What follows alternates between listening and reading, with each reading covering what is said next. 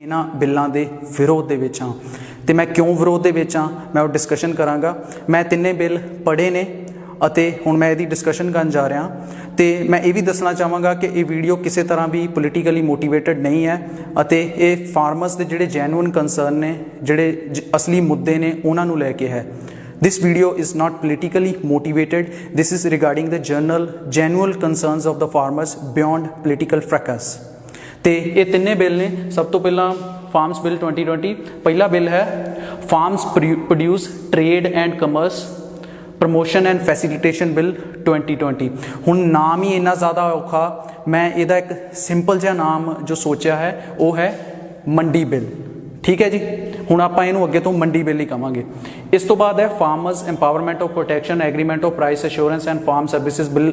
Again फिर तो बड़ा लंबा जिहा बिल है जी, समझण दे विच ही प्रॉब्लम आउंदी है, तो मैं इहनूं अपना जो क्या कंट्रैक्ट खेती जो मैं अपने लो नाम दिता है। तो तीजा है एसेंशियल कमोडिटीज़ अमेंडमेंट बिल 2020 जिन्हों मैं एक सिंपल नाम दिता है जमाखोरी बिल का।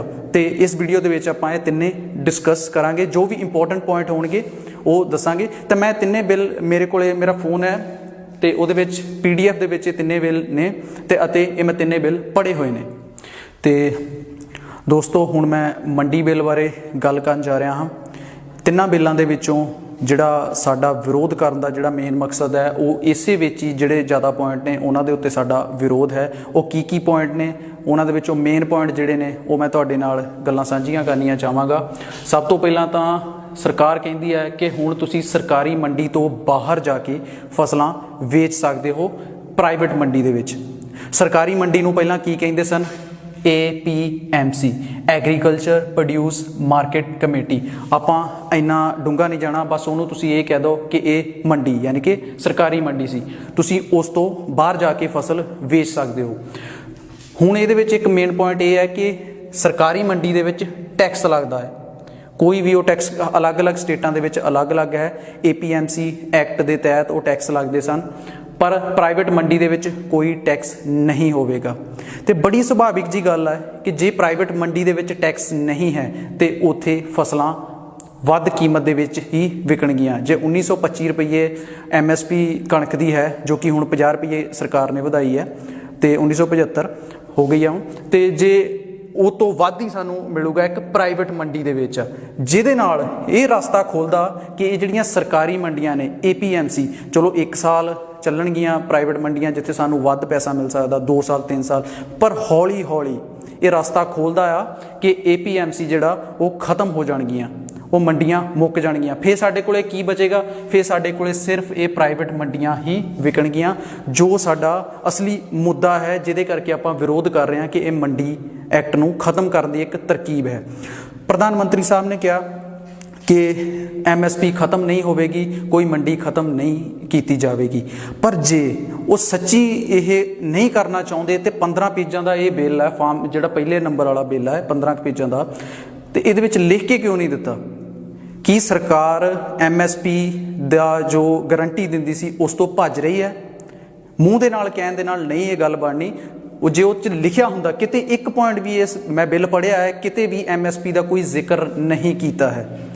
तो क्योंकि प्रधानमंत्री साहब ने तो यह भी कहा सी कि नोटबंदी के दौरान कि बहुत वधिया ये रिजल्ट आउणगे, पर उसका नतीजा तुहाडे सामने है किन्ने लोगों ने उहदे विच जानां गवाईयां, 100-150 बंदा उहदे विच जान गवाई, 100-150 बंदे ने। तो इस तो अलावा फिर GST लागू की, उहदे परिणाम GDP, मैं वो सब नहीं डिस्कस करना चाहुंदा क्योंकि मैं वीडियो ज़्यादा लंबी नहीं करना चाहुंदा। तो उस तरह हुण लॉकडाउन होया, लॉकडाउन दे विच सरकारी कोई डाटा है नहीं, तो इहदा मतलब कल नूं ये भी कह सकते हैं कि भी साडे कोल तो कोई MSP का डाटा ही नहीं है, या वो प्राइवेट मंडियां दे विच किन्ने फसल चक्की या कुछ भी उहदा साडे कोले कोई डाटा नहीं है। तो तीजे नंबर दे विच क्योंकि पैन कार्ड किसी कोई भी नागरिक जिस कोले पैन कार्ड है वो मंडी लगा सकता उत्थे जाके, तो उन्हां मंडियां दे उत्ते सरकारी नज़र नहीं होगी क्योंकि वो टोटल प्राइवेट है। साडा जिहड़ा मुद्दा है कि हौली हौली चलो अज मंडी नहीं खत्म हुई, 1-2-3 सालों नूं अपने आप ही वो जिहड़ा मंडी सिस्टम आ वो ढह ढेरी हो जाएगा, क्योंकि उत्थे कोई फसल बेचण जाएगा नहीं। तो उस तो बाद जदों ढह ढेरी हो गया तो फिर साडे कोले सिर्फ इक्को ही रास्ता बचना कि असी प्राइवेट मंडियां दे विच ही जाके वो चीज़ां बेचीए ਅਤੇ ਪ੍ਰਾਈਵੇਟ ਮੰਡੀਆਂ ਦੇ ਵਿੱਚ ਜੋ ਵੀ ਸਾਡੀ ਫਸਲਾਂ ਦੇ ਉਹ ਭਾਅ ਲਗਾਉਣਗੇ, ਲੋਕੀ ਭਾਅ ਲਗਾਉਣਗੇ, ਜੋ ਵੱਡੇ ਵੱਡੇ ਕਾਰਪੋਰੇਟ ਹੋਣਗੇ, ਸਾਨੂੰ ਉਸੇ ਰੇਟ ਦੇ ਉੱਤੇ ਫਸਲ ਵੇਚਣੀ ਪਵੇਗੀ। ਇਸ ਦਾ ਸਭ ਤੋਂ ਵਧੀਆ ਉਦਾਹਰਣ ਇਹ ਆ ਕਿ ਬਿਹਾਰ ਦੇ ਵਿੱਚ 2006 ਦੇ ਵਿੱਚ APMC ਐਕਟ ਖਤਮ ਹੋਇਆ ਸੀ ਅਤੇ ਉੱਥੇ ਜੋ ਮੱਕੀ ਦਾ ਰੇਟ ਹੈ, ਜੋ ਮੱਕੀ ਦੀ MSP ਹੈ, ਉਹ 1800 ਰੁਪਈਆ ਕੁਛ ਹੈ ਅਤੇ ਅਸਲ ਦੇ ਵਿੱਚ ਉਹ ਕਿੰਨੇ 'ਚ ਵਿਕਦੀ ਹੈ? 800 ਜਾਂ 900 ਰੁਪਏ ਦੇ ਵਿੱਚ। ਪੰਜਾਬ ਦੇ ਵਿੱਚ ਵੀ ਇੰਝ ਹੀ ਹੈ ਕਿ ਜੇ MSP ਨਹੀਂ ਹੋਏਗੀ ਤੇ ਸਾਡੀਆਂ ਫਸਲਾਂ ਦੇ ਕੋਈ ਰੇਟ ਸਾਨੂੰ ਨਹੀਂ ਮਿਲਣਗੇ। ਪਰ ਜੇ ਪ੍ਰਧਾਨ ਮੰਤਰੀ ਸਾਹਿਬ ਕਹਿੰਦੇ ਨੇ ਕਿ MSP ਖਤਮ ਨਹੀਂ ਕੀਤੀ ਜਾਵੇਗੀ ਤਾਂ ਫਿਰ ਬਿੱਲ ਦੇ ਵਿੱਚ ਵੀ ਉਹਨਾਂ ਨੂੰ ਲਿਖਣਾ ਚਾਹੀਦਾ ਸੀ। ਦੋਸਤੋ, ਅਗਲਾ ਪੁਆਇੰਟ ਇਸੇ ਬਿੱਲ ਦੇ ਅੰਦਰ ਹੈ, ਮੰਡੀ ਬਿੱਲ ਦੇ ਅੰਦਰ ਹੈ, ਝਗੜੇ ਦੀ ਸੂਰਤ ਵਿੱਚ ਜੇ ਮੰਨ ਲਓ ਤੁਹਾਡਾ ਉਸ ਪ੍ਰਾਈਵੇਟ ਮਾਰਕੀਟ ਦੇ ਵਿੱਚ ਕੋਈ ਝਗੜਾ ਹੁੰਦਾ ਆਪਣੇ ਪੈਸਿਆਂ ਨੂੰ ਲੈ ਕੇ ਜਾਂ ਤੁਹਾਡਾ ਸਮਰਥਨ ਮੁੱਲ ਤੁਹਾਨੂੰ ਨਹੀਂ ਮਿਲਦਾ, ਉਸ ਵੇਲੇ ਤੁਸੀਂ ਕਿੱਥੇ ਜਾਓਗੇ? ਤਾਂ ਉਹ ਸੈਕਸ਼ਨ 8 ਦੇ ਵਿੱਚ ਇਸੇ ਦੇ ਵਿੱਚ ਲਿਖਿਆ ਹੈ ਮੰਡੀ ਬਿੱਲ ਦੇ ਵਿੱਚ ਕਿ ਤੁਸੀਂ ਆਪਣੀ ਸ਼ਿਕਾਇਤ SDM ਦੇ ਕੋਲ, ਸਬ ਡਿਵੀਜ਼ਨਲ ਮੈਜਿਸਟਰੇਟ ਦੇ ਕੋਲ ਦਰਜ ਕਰਵਾ ਸਕਦੇ ਹੋ। ਸੈਕਸ਼ਨ 15 ਦੇ ਵਿੱਚ ਲਿਖਿਆ ਹੈ ਕਿ ਤੁਸੀਂ ਕਿਸੇ ਵੀ ਸਿਵਲ ਕੋਰਟ ਦੇ ਵਿੱਚ ਨਹੀਂ ਜਾ ਸਕਦੇ। ਸਿਵਲ ਕੋਰਟ ਦੀ ਜਿਹੜੀ ਜੂਰੀਡਿਕਸ਼ਨ ਆ ਉਹ ਇਸ ਲਾਅ ਦੇ ਉੱਤੇ ਨਹੀਂ ਹੈ, ਮਤਲਬ ਉਹ ਤੁਹਾਡੀ ਹੈਲਪ ਨਹੀਂ ਕਰ ਸਕਣਗੇ। ਗੱਲ ਆ ਜਾਂਦੀ ਆ ਹੁਣ ਇੱਥੇ ਅਫਸਰਸ਼ਾਹੀ ਦੀ ਕਿ ਇੱਕ 5 ਕਿੱਲਿਆਂ ਵਾਲਾ ਕਿਸਾਨ ਇੱਕ ਵੱਡੇ ਕਾਰਪੋਰੇਟ ਦੇ ਨਾਲ ਕਿਵੇਂ ਟੱਕਰ ਲੈ ਸਕਦਾ? ਮੰਨ ਲਓ ਕੋਈ ਇਹੋ ਜਿਹਾ ਝਗੜਾ ਹੁੰਦਾ ਵੀ ਹੈ, ਕੋਈ 3 ਜਾਂ 4 ਏਕੜ ਵਾਲਾ ਕਿਸਾਨ ਉਹ ਇੰਨੇ ਵੱਡੇ ਕੰਪਨੀਆਂ ਦੇ ਨਾਲ, ਜਿੱਥੇ ਭਾਰਤ ਦੇ ਵਿੱਚ ਪਹਿਲਾਂ ਹੀ ਇੰਨੀ ਜ਼ਿਆਦਾ ਬਿਊਰੋਕਰੇਸੀ, ਜਿਸ ਨੂੰ ਅਫਸਰਸ਼ਾਹੀ ਆਪਾਂ ਕਹਿੰਦੇ ਹਾਂ, ਉਹ ਫੈਲੀ ਹੋਈ ਹੈ ਅਤੇ ਹਰ ਇੱਕ ਸਾਰਾ ਸਿਸਟਮ ਇੰਨਾ ਜ਼ਿਆਦਾ ਕਰਪਟ ਹੈ ਕਿ ਪੈਸੇ ਲੈ ਕੇ ਇੱਥੇ ਲੈਣ ਦੇਣ ਹੁੰਦਾ ਹੈ। ਅਤੇ ਤੁਸੀਂ ਕਿਵੇਂ ਗਰੰਟੀ ਦਿੰਦੇ ਹੋ ਕਿ ਇੱਕ ਕਿਸਾਨ ਨੂੰ ਇੱਥੇ ਜਾ ਕੇ ਉਹਦੀ ਸ਼ਿਕਾਇਤ ਦਾ ਜੋ ਹੱਲ ਨਿਕਲੇਗਾ? ਤਾਂ ਇਹੀ ਪੁਆਇੰਟ ਅੱਗੇ ਕੰਟਰੈਕਟ ਬਿੱਲ ਜਿਹੜਾ ਫਾਰਮਿੰਗ ਦਾ, ਉਹਦੇ ਵਿੱਚ ਵੀ ਤੁਸੀਂ ਜਿਹੜੀ ਆਪਣੀ ਸ਼ਿਕਾਇਤ ਦਰਜ ਕਰਾਉਣੀ ਆ ਉਹ ਇਸੇ ਤਰ੍ਹਾਂ SDM ਦੇ ਕੋਲ ਹੀ ਆਪਣੀ ਦਰਜ ਕਰਵਾ ਸਕਦੇ ਹੋ ਸ਼ਿਕਾਇਤ। ਉਸ ਦੇ ਵਿੱਚ ਵੀ ਤੁਸੀਂ ਕੋਰਟ ਦੇ ਵਿੱਚ ਨਹੀਂ ਜਾ ਸਕਦੇ ਕਿ ਇੱਕ ਤਾਂ ਤੁਸੀਂ ਮੰਡੀਆਂ ਨੂੰ ਖਤਮ ਕਰਨ ਦਾ ਰਾਹ ਬਣਾ ਦਿੱਤਾ ਅਤੇ ਉਸਦੇ ਉੱਤੋਂ ਅਸੀਂ ਸ਼ਿਕਾਇਤ ਜੋ ਹੈ ਉਹ SDM, ਜੋ ਕਿ ਪਹਿਲਾਂ ਹੀ ਅਫਸਰਸ਼ਾਹੀ ਦੇ ਨਾਲ ਸਾਰਾ ਸਿਸਟਮ ਘਿਰਿਆ ਹੋਇਆ ਹੈ, ਉਸਦੇ ਕੋਲ ਕਿਵੇਂ? ਇਹ ਬਹੁਤ ਹੀ ਜਨਰਲ, ਜੈਨੂਅਨ, ਅਸਲੀ ਕੰਸਰਨ ਨੇ, ਅਸਲੀ ਮੁੱਦੇ ਨੇ ਕਿਸਾਨਾਂ ਦੇ, ਜਿਨ੍ਹਾਂ ਦੇ ਕਰਕੇ ਉਹ ਇਸ ਵੇਲੇ ਸੜਕਾਂ ਦੇ ਉੱਤੇ ਨੇ। ਅਤੇ ਕਈ ਚੈਨਲ ਸਾਡੇ ਜਿਹੜੇ ਰਾਸ਼ਟਰੀ ਨੈਸ਼ਨਲ ਚੈਨਲ ਨੇ ਉਹ ਇਹ ਕਹਿੰਦੇ ਨੇ ਕਿ ਕਿਸਾਨ ਅਨਪੜ੍ਹ ਨੇ, ਉਹ ਜਿਹੜੇ ਲੀਡਰ ਨੇ ਉਹਨਾਂ ਦੇ ਪਿੱਛੇ ਲਾਈ ਲੱਗ, ਉਹਨਾਂ ਦੇ ਪਿੱਛੇ ਤੁਰ ਪਏ ਨੇ, ਉਹਨਾਂ ਨੇ ਤਾਂ ਬਿੱਲ ਪੜ੍ਹਿਆ ਵੀ ਨਹੀਂ ਹੈ ਅਤੇ ਉਹਨਾਂ ਨੂੰ ਕੁਛ ਨਹੀਂ ਪਤਾ।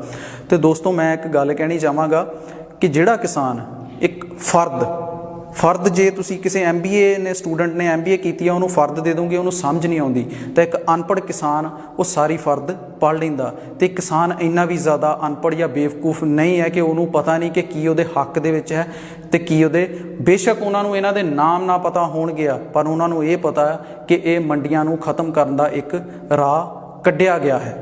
ਅਤੇ ਜਿੱਥੇ ਸਾਡੇ ਪ੍ਰਧਾਨ ਮੰਤਰੀ ਸਾਹਿਬ ਵੀਡੀਓ ਕਾਨਫਰੰਸਿੰਗ ਰਾਹੀਂ ਵਿਰਾਟ ਕੋਹਲੀ ਦੇ ਨਾਲ ਛੋਲੇ ਭਟੂਰਿਆਂ ਦੇ ਉੱਤੇ ਗੱਲ ਕਰ ਸਕਦੇ ਨੇ, ਕੱਲ੍ਹ ਹੀ ਕੀਤੀ ਹੈ, ਅਤੇ ਉੱਥੇ ਉਹ ਕਿਸਾਨ ਜਥੇਬੰਦੀਆਂ ਦੇ ਨਾਲ, ਜਿਹੜੇ ਕਿ ਮੇਨ ਸਟੇਕ ਹੋਲਡਰਸ ਨੇ, ਜਿਹੜੇ ਕਿ ਮੇਨ ਇਹਦੇ ਵਿੱਚ ਭਾਗੀਦਾਰ ਨੇ, ਉਹਨਾਂ ਦੇ ਨਾਲ ਵੀ ਗੱਲ ਕਰ ਸਕਦੇ ਸਨ। ਸਾਡਾ ਮੁੱਦਾ ਮੇਨ ਇਹ ਹੈ। ਦੋਸਤੋ, ਜੋ ਅਗਲਾ ਬਿੱਲ ਹੈ ਜਿਸ ਨੂੰ ਕਿ ਮੈਂ ਨਾਮ ਦਿੱਤਾ ਹੈ ਕੰਟਰੈਕਟ ਖੇਤੀ ਬਿੱਲ, ਅਤੇ ਉਹਦੇ ਬਾਰੇ ਹੁਣ ਜਿਹੜੇ ਮੇਨ ਪੁਆਇੰਟ ਨੇ ਉਸਦੇ ਮਸਲੇ, ਉਹਦੇ ਉੱਤੇ ਆਪਾਂ ਡਿਸਕਸ਼ਨ ਕਰਨ ਜਾ ਰਹੇ ਹਾਂ।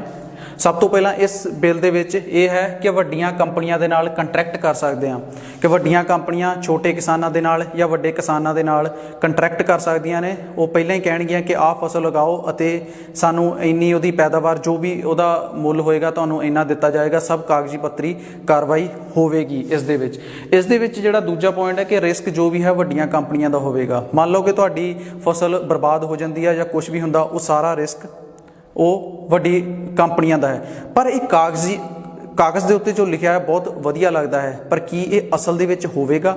ਜੋ ਮੇਰੀ ਆਪਣੀ ਨਿੱਜੀ ਸੋਚ ਹੈ ਉਹ ਇਹ ਹੈ ਕਿ ਮੰਨ ਲਓ ਰਿਸਕ ਫੈਕਟਰ, ਕੁਛ ਮੀਂਹ ਪੈ ਜਾਂਦਾ ਜਾਂ ਕੁਛ ਵੀ ਫਸਲ ਖਰਾਬ ਹੋ ਜਾਂਦੀ ਹੈ, ਕੀ ਵੱਡੀਆਂ ਕੰਪਨੀਆਂ ਉਸ ਜੋ ਕੇਸ ਹੋਏਗਾ ਉਹਦੇ ਵਿੱਚ ਉਹ ਫਸਲ ਜੇ ਨਾ ਚੁੱਕਣ ਫਿਰ ਇਹਦਾ ਮਤਲਬ, ਪਰ ਜੇ ਵੱਡੀਆਂ ਕੰਪਨੀਆਂ, ਤੀਜਾ ਪੁਆਇੰਟ ਕਿ ਜੇ ਵੱਡੀਆਂ ਕੰਪਨੀਆਂ ਫਸਲ ਨਾ ਚੁੱਕਣ, ਉਸ ਸੂਰਤ ਵਿੱਚ ਫਿਰ ਤੋਂ ਅਫਸਰਸ਼ਾਹੀ, ਜਿਹੜਾ ਆਪਾਂ ਇਸ ਤੋਂ ਪਹਿਲਾਂ ਪੁਆਇੰਟ ਡਿਸਕਸ ਕੀਤਾ ਹੈ ਕਿ ਇਹ ਉਹਨਾਂ ਹਾਲਾਤਾਂ ਦੇ ਵਿੱਚ ਆਪਾਂ SDM ਦੇ ਕੋਲੇ ਜਾਵਾਂਗੇ ਅਤੇ ਫਿਰ ਉਹੀ ਜੋ ਚੱਕਰ, ਕਿਉਂਕਿ ਕੋਰਟ ਦੇ ਕੋਲ ਜਾ ਨਹੀਂ ਸਕਦੇ ਅਤੇ ਸਾਨੂੰ ਅਫਸਰਸ਼ਾਹੀ ਵਾਲੇ ਚੱਕਰ ਦੇ ਵਿੱਚ ਸਾਨੂੰ ਜਾਣਾ ਪਵੇਗਾ। ਅਤੇ ਬੜੀ ਸਾਫ਼ ਜੀ ਗੱਲ ਹੈ ਕਿ 1 2 ਜਾਂ 3 5 ਏਕੜ ਵਾਲਾ ਕਿਸਾਨ ਵੱਡੀਆਂ ਕੰਪਨੀਆਂ ਦੇ ਨਾਲ ਉਹ ਮੱਥਾ ਨਹੀਂ ਲੜ ਸਕੇਗਾ।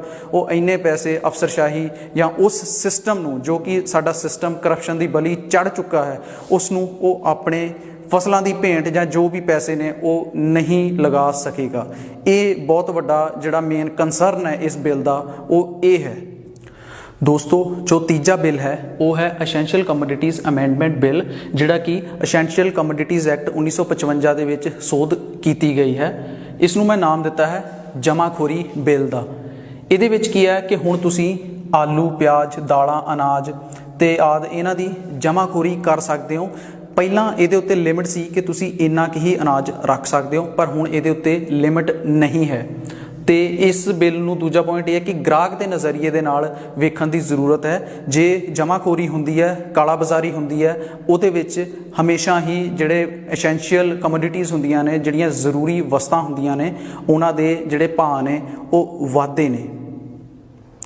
ਦੋਸਤੋ, ਵੀਡੀਓ ਦੇ ਅੰਤ ਦੇ ਵਿੱਚ ਮੈਂ ਜਿਹੜੇ ਵੀਡੀਓ ਦੇ ਵਿੱਚ ਮੇਨ ਪੁਆਇੰਟ ਨੇ ਉਹਨਾਂ ਦੇ ਬਾਰੇ ਇੱਕ ਵਾਰ ਫਿਰ ਤੋਂ ਵਿਚਾਰ ਕਰਨੇ ਚਾਹਾਂਗਾ ਕਿ ਇਹਦੇ ਵਿੱਚ ਹੈ ਸਰਕਾਰ ਬਨਾਮ ਕਿਸਾਨ। ਸਰਕਾਰ ਕੀ ਕਹਿੰਦੀ ਹੈ ਅਤੇ ਕਿਸਾਨ ਕੀ ਕਹਿੰਦੇ ਨੇ। ਸਰਕਾਰ ਕਹਿੰਦੀ ਹੈ ਕਿ ਪ੍ਰਾਈਵੇਟ ਮੰਡੀ ਆਵੇਗੀ ਅਤੇ ਦੇਸ਼ 'ਚ ਕਿਸਾਨ ਕਿਤੇ ਵੀ ਫਸਲ ਵੇਚ ਸਕਦਾ ਹੈ, ਤੇ ਕਿਸਾਨ ਦਾ ਕਹਿਣਾ ਹੈ ਕਿ ਇਹ ਸਾਲਾਂ ਦੀ ਮਿਹਨਤ ਤੋਂ ਬਾਅਦ ਬਣੇ ਮੰਡੀ ਸਿਸਟਮ ਨੂੰ ਖਤਮ ਕਰਕੇ ਵੱਡੀਆਂ ਕੰਪਨੀਆਂ ਦੇ ਲਈ ਰਾਹ ਬਣਾਇਆ ਗਿਆ ਹੈ। ਬੜੀ ਸਾਫ਼ ਜੀ ਗੱਲ ਹੈ ਕਿ ਪ੍ਰਾਈਵੇਟ ਮੰਡੀਆਂ ਦੇ ਵਿੱਚ ਟੈਕਸ ਨਹੀਂ ਲੱਗਣਗੇ, ਸਰਕਾਰੀਆਂ ਦੇ ਵਿੱਚ ਹੈਗੇ ਨੇ। ਉਹ ਇੱਕ ਲੈਵਲ ਪਲੇਇੰਗ ਫੀਲਡ ਨਹੀਂ ਹੈ, ਮਤਲਬ ਦੋਨਾਂ ਲਈ ਬਰਾਬਰਤਾ ਨਹੀਂ ਹੈ, ਸਰਕਾਰੀ ਮੰਡੀਆਂ ਲਈ ਅਤੇ ਪ੍ਰਾਈਵੇਟ ਲਈ। ਠੀਕ ਹੈ ਜੀ। ਇਸ ਤੋਂ ਬਾਅਦ ਸਰਕਾਰ ਕਹਿੰਦੀ ਹੈ ਕਿ MSP ਅਤੇ ਮੰਡੀ ਖਤਮ ਨਹੀਂ